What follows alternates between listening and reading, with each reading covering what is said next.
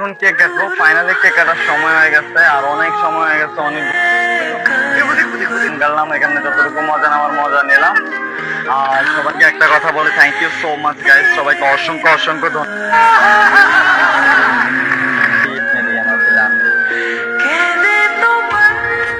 Happy মোটি million, happy মোটি million. মোমেন্টটা ভাই, মোমেন্ট।